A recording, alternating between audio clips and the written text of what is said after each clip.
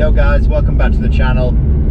A couple of days ago you will have seen me upload a video with 5 things that I love about my RX8, and as promised in that video I said I would do a 5 things that I hate about my RX8. So this is the 5 things that I hate about my RX8. Obviously I don't hate this car at all, I actually really love it, but there is only really one thing on the list that I hate about the car, which is number 1, and we'll get to that in a sec. The rest of them are kind of just niggles and negatives about the car, so don't hate me for pointing out things that I dislike about the car. They are literally just negatives, things that I can live with, but just if I could change, I would maybe change them. So, but number 1 is the one thing I hate about the car is the fuel economy.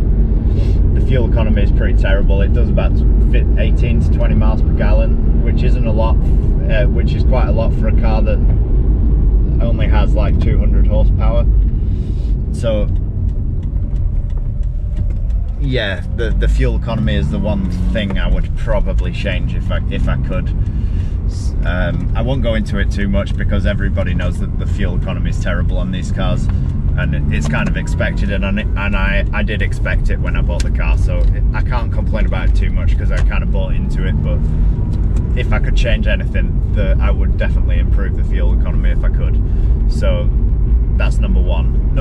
Number 2 is obviously another thing that I kind of bought into expecting.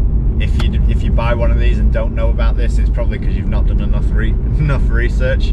But yeah, number 2 is the service cost. The service cost can be quite expensive. So you've got things like your spark plugs, which are about £100. You've got your coil packs, which can be pretty expensive unless you go down the route of aftermarket coils, which is obviously the best option, but yeah, not everybody does that. And the service schedules are pretty short, so you've got to service them quite regularly, and you've obviously got to change the oil. The oil is pretty specific to the car, so you've got to like buy a mineral oil, which isn't really used in any modern car nowadays. It's kind of a weird grade oil, and you'll struggle to find it for sale in most normal places. But yeah, so you've got to either use mineral oil or basically a semi-synthetic or a fully synthetic that's kind of like developed towards this car. So the oil can be quite expensive sometimes, and obviously it takes quite a lot of oil, so you can't just buy like a 5 litre can like you would with a normal car. And you've got I think it takes about 6.5 litres, I think, off the top of my head. I could be totally wrong. It's definitely over 5 litres anyway. And yeah, so you've got to buy a couple of containers of oil. So it does add up a little bit, the servicing costs. It's not horrific, it's just more the fact that it's quite expensive, but you've got to do it a lot. So yeah, the service costs can add up. That's my second thing. Number 3 is the engine. If you watched my last video, I said that one of the things that I loved about the car was the engine, and I do love the engine. It's obviously the whole car was designed around the engine, and that's what makes the car so great and gives it a lot of its character. But at the same time, like I've mentioned in a lot of my previous videos, I had a Mazda RX-7 FC, and the kind of average mileage that those engines were putting out was actually a lot higher than these Renesas engines. The fuel consumption was actually better in my RX-7 than it was in this, and that was 25 years old. Obviously it had a little less power, but there wasn't a great deal in it, and it just doesn't feel like that they've put a lot of development into the rotary engine within that time frame.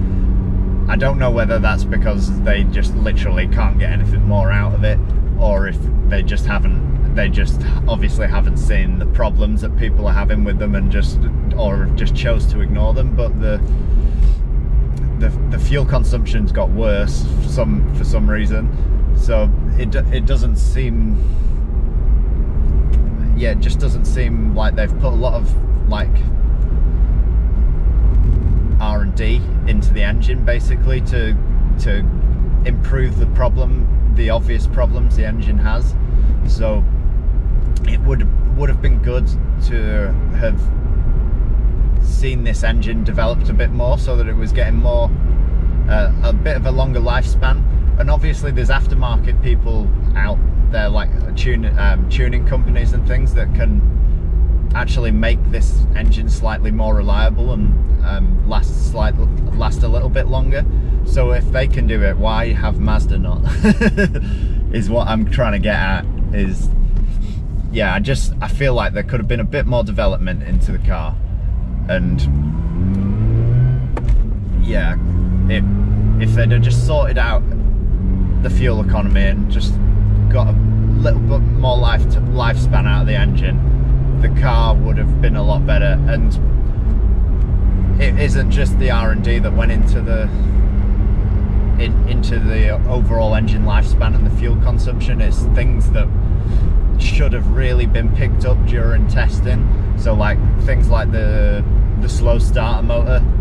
Obviously some of these came with a starter motor that was too slow, basically. It didn't spin the engine over fast enough, which made them hard for them to start, like when they started losing a little bit of compression. So that should have been picked up before the car was released. They obviously revised the coil pack 3 times because the coil packs were faulty,